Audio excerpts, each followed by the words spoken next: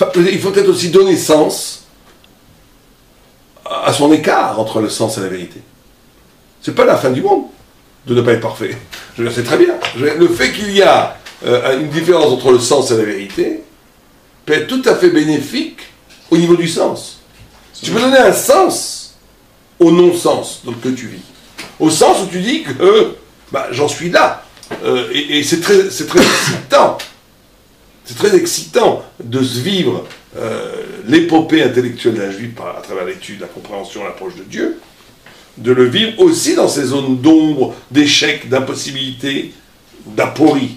Ça fait partie du sens. Mais ce qui est très important, c'est d'élaborer une pratique du sens. Dès qu'on n'est pas dans une pratique du sens, donc dans une pratique, ce que j'appelle moi le fanatique éclairé, ça veut dire qu'il accepte la Torah très bien, mais qu'il s'en fiche. Ça ne lui importe peu que ça fasse sens ou pas pour lui. Il croit qu'il est un grand sadique, il se trompe. Il passe à côté de Mekabel à Torah. Il adhère à la Torah, mais il n'est pas Mekabel à Torah. Mekabel à Torah, d'après le Rambam, c'est de devenir Chelek Me'Hashem. Chelek Me'Hashem, ça devient une partie de toi, donc c'est un sens, c'est plus que la vérité. C'est beaucoup plus que la vérité. C'est la vérité qui prend sens. Bon, tout le monde peut le faire, c'est fondamental. Ouais. Vous avez parlé que critiquer, c'est pas une force, tout le monde peut le faire. Ouais. Ok. Et que ce qu'il faut, c'est à un moment pouvoir.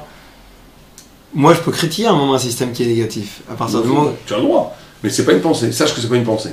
À penser, à partir du moment où j'ai quelque chose, ou à partir du moment où effectivement je critique parce que j'ai quelque chose d'autre à proposer. Exactement. Ok. Ou bien que ta critique est basée sur une affirmation.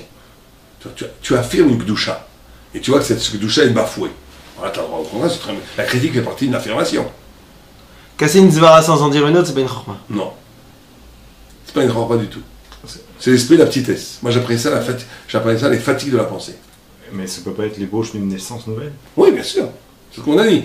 Si c'est ouvert vers la recherche d'une affirmation, c'est très bien. Tu vois, toute la Gemara est basée comme ça, couché à tiroute. Bon, des fois, tu as des técous. Même la Gemara, même dans la Gemara, il y a une différence entre le sens et la vérité, des fois.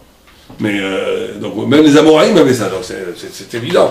Il y a peut-être que les prophètes qui n'avaient pas, j'en sais rien. Mais en tous les cas, tu vois que ce système existe partout, dans la Torah. C'est le système de la Torah elle-même. C'est pour ça qu'ils ne sont pas schizophrènes, ça veut dire... Non, juste schizophrène, c'est comme ça. Non, c'est pas négatif. En absolu, c'est négatif. On demande de toi que toute la Torah fasse sens. C'est une étape. Mais ça, c'est gravissime, parce qu'après, tout simplement, je comprends même plus pourquoi je fais ça. Non, mais il a raison que si tu es dans une dynamique où tu essayes de rendre la vérité sens, c'est pas grave. L'écart, parce que c'est la vie. Personne n'est parfait. C'est la vie. Et alors, vous dites qu'il y a un Là où c'est schizophrène, c'est quand les gens ont fait le deuil du mariage entre le sens et la vérité. Là, c'est schizophrène. Là, c'est grave. Alors, c'est pas très grave, ils sont pas picos. Vaut mieux ça que de faire le deuil de la vérité au nom du sens. D'accord? C'est-à-dire que quand je prends mon loulav et que je sais pas pourquoi je prends mon loulav, ça me dérange. Mais le fait que ça me dérange, c'est déjà quelque chose de bien. C'est-à-dire, je comprends pas encore pourquoi, véritablement, c'est quoi le sens qu'Akadosh Baruch Hu me demande de prendre mon loulav et de le secouer dans les 4 coins cardinaux. Oui, mais tu as aussi le mouvement inverse. Ce que tu dis est très important. Parce qu'il y a aussi à un moment donné le sens de la vérité. Je prends le loulav, j'ai pas tout compris, les 4 points cardinaux, le Harizal, le Yichud, et tout ça, je comprends rien. Mais bon. Mais quelque part, je prends mon loulav. Il y a une excitation. Même quand je comprends pas en cause la vérité tant que j'ai pas de sens. Non, mais même au-delà de la vérité. Toi, dans ta vie, tu es content d'acheter ton loulav, tu es content de le faire le premier jour, ou même le deuxième jour. Tu es content de le faire. C'est un jour de fête. Ça donne du sens aussi à ta vie. Mais sans pouvoir le traduire en vérité. Ça aussi, il faut faire ce mouvement. Il y a un autre mouvement. Le mouvement cardinal, c'est de traduire la vérité en sens. Mais il est aussi important dans la mécanique de traduire la vérité en sens, de traduire le sens en vérité. Ça veut dire que quand je fais le loulav, c'est vrai que je ne comprends pas grand-chose. Mais je le fais. Je suis engagé dans cette histoire. Ça me donne une certaine satisfaction, un certain plaisir de servir Dieu, de faire la mitzvah, d'être dans la fête. Donc c'est du sens pour moi. Maintenant, ce sens, ça peut être aussi le lieu d'une révélation de vérité. Ça, c'est comment, à partir de ton sens, ça c'est la notion de Torah Shabbat Pé, tu vois, la notion de l'irruption de la vérité à partir de l'intrigue personnelle de chacune. C'est-à-dire que ces deux mouvements de la vérité qui fait sens et du sens qui fait la vérité, c'est le mouvement ontologique Torah Shabbat, Torah Shabbat Pé. Mais le travail est double. Le travail, effectivement, est double. Comment la vérité fait sens et comment le sens fait vérité. D'accord. Comme des Chokim, tous les Chokim, c'est ça aussi. Ça veut dire une mitzvot, on ne sait pas pourquoi on l'a fait. Mais ça reste quand même une vérité. Ça, c'est certain. Mais là, les Chokim, comme en essence, elles sont imperméables, elles peuvent faire sens. Justement, je pense que... Elles peuvent faire sens dans l'infini, dans l'irruption de l'infini dans ta conscience. Le sens, ça veut dire Le sens, c'est... que ça illumine ton excitation intellectuelle, émotionnelle et physique même. C'est ça le sens. C'est que tu es concerné par cette vérité. Elle t'éclaire. Elle t'éclaire. Elle change ta vie. Elle te fait comprendre des choses que tu ne comprenais pas avant. Ça, là, tu es dans le Nekuda de Mekabel. Tu es dans le Nekuda où tu deviens à ce moment-là divin. Quand la Torah te permet de comprendre les interrogations que tu avais avant, de résoudre des angoisses et de résoudre des problèmes que tu avais, tu deviens Mekabel, tu deviens Chelek Mi'Hashem Yitbarach. Et c'est un des plus hauts niveaux d'acceptation de la Torah, de Mekabel la Torah. C'est la dimension de Mekabel la Torah. D'ailleurs, je pense que ce que vous dites, c'est que, si j'ai bien compris, même dans un chok que je ne vais rien comprendre, ok, par Adouma, je ne vais rien comprendre, disons, ça reste que tout simplement, ça peut avoir sens, parce que tout simplement, il y a du sens dans le fait que je sens que je suis rattaché à quelque chose qui me dépasse complètement et qui a une profondeur exceptionnelle, et ça va véritablement changer quelque chose dans ma vie. Complètement, tu peux le dire comme ça, tu l'as très bien dit. Mais il y a aussi d'autres choses, on voit que plus c'est chok, plus c'est abondamment des sfarot, t'as pas remarqué ça? Sur Paradouma, combien de sfarot, il y a des milliers de sfarot. Que celui qui est en tarot devient tamé, pourquoi? Parce que celui qui essaie de rendre tarot les gens, il devient tamé. Qu'il y a un système de croire que tu peux rendre tarot les gens, tu deviens tamé. Et des milliers de sfarot qui font sens dans ma vie. Une fois, j'avais dit ce chat à quelqu'un qui fait du kiro, il m'avait dit, mais tu vas retrouver, tu vois, un problème, tu viens d'éclairer un problème. Il a eu un sens. C'est un chat qui parlait de moi, je ne sais plus où j'ai vu ce chat. Que quand le Kohen qui est à or, il rend tamé, celui qui est tamé, alors c'est pas le chat, c'est pas le chat, c'est beaucoup plus profond que ça. Mais un petit vort, que quand tu crois que tu rends à or les gens, tu deviens tamé. Pourquoi? Parce que personne ne rend à or les gens. On ne manipule pas les gens pour les rendre. Et donc le mec il a dit, ouais, non, je comprends pourquoi. Et ça l'a beaucoup aidé, ce vort. Donc ça veut dire, ça c'est sens. Je sais pas, moi, je n'ai pas tous les exemples. Mais il y a plein d'exemples. Vous avez des exemples. Vous avez entendu, vu, tu dis, ah, mais c'est ça que je cherchais. Ça c'est sens. Quand la vérité fait sens, c'est Mekabel à toi. Mais on a dit qu'il faut aussi l'autre mouvement. Comment le sens devient lieu d'irruption de la vérité. Il faut les deux. Est-ce que le confort que je vais atteindre dans le sens, c'est un confort on va dire, très psychologique, dans lequel je me sens mieux grâce à ça dans ma vie? Parce que vous vous rappelez qu'au début, vous nous avez dit un grand point important, c'est que quelqu'un, dans sa recherche, dans la Torah, c'est une recherche de vérité. Ouais. C'est pas une recherche de confort, on va bien se sentir dans sa peau et dans sa tête, non, etc. C'est pour ça que je parle pas de bien se sentir. Je parle que c'est pas forcément que tu vas mieux. Si tu utilises la Torah comme une pommade intellectuelle ou une culture, coaching Torah, quoi. Dieu préserve. Ça, c'est une des pires des choses. Mais il faut que ça fasse sens. Ça fasse sens. Alors bien sûr que tu as le droit d'avoir de la Torah. Hein, si c'est pas ce que tu cherches. Alors, au contraire, on dit qu'elle la Torah lui met de la machine chez Néné, chez les Bourafetz. Il y a un igna de grande jouissance dans la Torah, de bonheur, de béatitude de l'étude. Il y a un igna énorme. Le problème, c'est très fin. Parce qu'on te dit que d'un côté, il faut aimer, il faut jouir de l'étude de la Torah. Et au pire que le Rambam, il dit que les malheurs d'Israël arrivent quand tu n'as pas de joie dans l'étude de la Torah. Donc il faut de la joie. C'est une des plus grandes malédictions d'étudier la Torah sans joie. Qu'attire les foudres divines. Donc il y a un lien de joie et de jouissance, presque physique. Il y a une histoire de jouissance, de dvékout avec Akadosh Baruch Hu, il n'y a aucun problème avec ça. Le problème, c'est qu'est-ce qui est visé? Ce qui est visé, c'est la vérité. Et que pour que cette vérité devienne véritablement vérité, il faut qu'elle fasse sens. Dès qu'elle fasse sens, il y a jouissance. Je dois m'habituer. Mais tu cherches pas la jouissance. Si tu cherches la jouissance, t'es mal paré. Non, je dois m'habituer à être heureux de commencer à me toucher à la vérité. Je sais pas, tu dis je dois m'habituer, je crois pas. Tout simplement ma jouissance provient de mon mariage avec la vérité. Ta visée, c'est la vérité.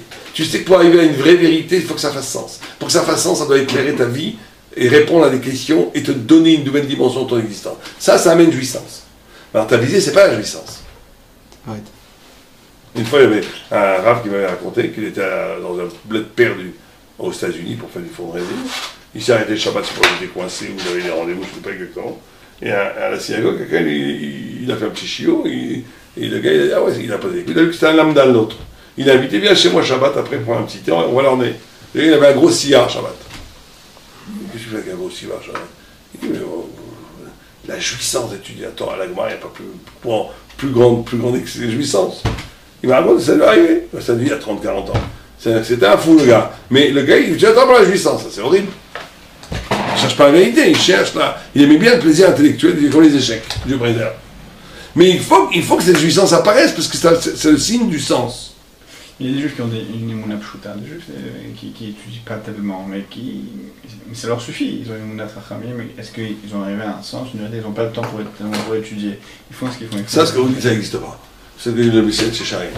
Il dit ça n'existe pas. C'est les gars qui disent, moi je veux un petit temps là, ma part. Il dit, tu vois, un petit, mais... Non, c'est une fausse pensée, ça. De dire qu'on ne juge personne. Il n'y a que Dieu, il y a des gens qui ont une émouna pshuta, qui ont un plus haut niveau. Parce qu'en réalité, ils sont capables de plus grand, sans qu'on s'en rende compte, de plus grandes choses que soi-disant des lamdanim. Ils sont capables de recette, ils sont capables d'empathie, ils sont capables d'aider les autres, alors que les autres. Mais c'est pas comme ça que ça se passe. Il n'y a pas de position à dire une petite émouna pshuta, c'est très bien là. Quelqu'un, il sera puni pour chaque minute de bitul Torah qu'il a fait, qu'il soit tzaddik ou pas tzaddik, ça change rien. Alors s'il est obligé de travailler parce qu'il donne à sa famille, c'est autre chose, bien entendu. Mais il n'y a pas de, comme dit le Messiah de Charim, il demande à ces gens-là. Si eux et leurs copains, un il a une super villa avec piscine et l'autre il a un F2 dans le banlieue, et ils ont eu aucune différence, et qu'on a fait arbitrairement les donner ça, si là il va être aussi, c'est pas grave mon petit F2, ma villa j'en ai rien à faire. C'est pas vrai. Pourquoi elle a la villa et moi j'ai pas ça? Et ben dans la baba c'est 1000 fois plus important que les villas. Donc tu peux pas jouer aux ça me suffit, c'est pas vrai. Alors ceux qui ont les moyens tout le monde est respecté. On ne sait pas qui vaut plus que l'autre, ça c'est certain. Mais le principe est que chacun doit avoir une dynamique de perfection. Il y aura toujours une émouna pshuta de toute façon. En plus. Donc c'est pas grave, c'est pas sauteur, on peut toujours être... Oui, d'accord, de dire moi j'ai une petite émouna pshuta, je suis un bon juif, je fais les mitzvot, ça me suffit, c'est faux. C'est du yatzera pur, ça. Mais de dire je ne peux pas, parce qu'il y a toutes sortes de facteurs qui l'empêchent d'être, ou moraux, ou économiques, ou réels, il n'y a aucun problème. C'est qu'on ne juge personne. Mais le principe, il est que chacun ait l'injonction et la confrontation avec l'exigence de perfection, elle est pour chaque juif. Donc on continue. Alors on disait ici, donc il disait aussi, c'est dit très important, que la chute n'est pas une chute morale. Très maralien ça comme sphara. Quand quelqu'un tombe, c'est pas parce qu'on lui punit. Le moral était toujours de rendre essentiel les phénomènes. C'est essentiellement lié à l'origine divine du savoir. Dès que la personne instrumentalise ce savoir comme pouvoir, il désacralise ce savoir, et donc par définition il tombe. Aucun rapport avec la morale. C'est pas une justification morale. Puisque c'est Dieu qui donne, et bien Dieu, dès que tu n'es plus tu n'es plus digne de cette élection, bah tu tombes. Vas-y. Ok. כי רוצה שנדחה מן השם יתברך בכוח, כי היה מעלה אותו מהשם יתברך, ולא הגיע אל המעלה מצד עצמו, ועתה הגיז דעתו לכך שוקפים אותו בכוח. Donc, tout simplement, tout ce qu'il est arrivé au niveau qu'il a, c'est grâce à Dieu, et que maintenant, qu'il y a un moment, il a cru penser que ce qu'il a réussi à obtenir, c'était grâce à lui-même, alors on le rabaisse. לא כמו שהאדם שיש לו המעלה מצד עצמו, אין שוקפים אותו בכוח, כראוי אל המעלה מצד עצמו. Pas comme tout autre homme qui a tout simplement qui a déjà un niveau par lui-même. À ce moment-là, celui-là, on ne le rabaisse pas exprès. C'est que celui qui a un niveau par lui-même, qui n'est pas donné par Dieu, il a un niveau par lui-même, un niveau intellectuel par lui-même. Lui, la gava ne va pas faire qu'il tombe. Peut-être que oui, mais ce sera une punition, ce sera autre chose. Ça veut dire quoi par lui-même? Il est né avec une certaine intelligence. C'est pas Hachem, ça? On ne considère pas ça comme Hachem? Tout vient d'Hachem. Mais le niveau de savoir de Torah réel, il était un don. C'était un Kabbalah. Donc lui, c'est ça qui est dangereux. Quand tu utilises cette Kabbalah, que tu utilises tes propres talents avec lesquels tu es né, que sous ta voix, j'en sais rien, ou il y a génétiquement installé dans toi, c'est pas bien, c'est pas moral, c'est pas bien d'être malgava et tout, mais ça sera pas forcément automatique que on va pas te faire tomber. Forcément. Peut-être oui, peut-être non, mais c'est pas automatique. Que tu utilises un savoir thoraïque que tu as reçu de Dieu pour instrumentaliser le pouvoir, là, automatiquement, tu tomberas. Parce que c'est de Dieu, c'est pas à toi. Vas-y. אוקיי, לא כמו שעל אדם שיש לו מעלה מצד עצמו, אין שוטפים אותו בכוח כראוי אל המעלה מצד עצמו. אבל זה שלא היה לו הגדולה מצד עצמו, רק השם יתברך הגביה אותו וכאן מבלתו בכוח מן השם יתברך. Par contre, celui-là qui a reçu toute sa grandeur d'Akadosh Baruch Hu et qui va l'utiliser pour lui, alors Dieu le rabaisse. Bon, c'est vrai qu'on peut poser la question qu'en réalité tout vient de Dieu, c'est vrai que c'est une question. Ah, peut-être que... Ce que tu poses comme question, c'est une question. On parle de Est-ce qu'on quelqu'un s'en fiche que ça soit inné ou bien que ça soit devenu après? Les deux viennent de Dieu. On dirait quelque chose dans la Torah précisément. La Kabbalah de la Torah elle est spéciale comparativement aux autres. Quelqu'un qui s'enorgueillit de son étude, par exemple. Quelqu'un qui a fait des études et qui a réussi à devenir professeur en astronomie. Ouais, dans le Chol, mais le Chol aussi c'est donné par Dieu. Non, bien que ce soit donné par Dieu, mais il a quand même fourni un effort quelque part pour pouvoir atteindre cette sagesse. Peut-être. C'est comme si la source, elle Ouais, mais c'est difficile à savoir qu'est-ce qui devient directeur. Parce que tout ce que tu viens de dire, tu es obligé de l'acquérir aussi, non? Oui, mais on dirait que. La Torah, tu es obligé de l'acquérir. Oui, mais. La Torah, c'est Matana. Elle te vient pas comme un paquet du Shamaïm. Mais ça reste que c'est Matana. C'est une source C'est une continue. Matana, mais tout est Matana. Mais c'est comme une source continue. Même Ouais. le savoir que j'ai appris il y a longtemps, ça reste une source qui se renouvelle constamment. C'est pas comme un savoir rôle qui s'est arrêté une fois qu'il m'a été donné. Et par conséquent, vu que c'est une source continue, le fait d'être midgaï, enfin de m'enorgueillir à ce moment précis, je stoppe la source. Alors que si je m'enorgueillis après avoir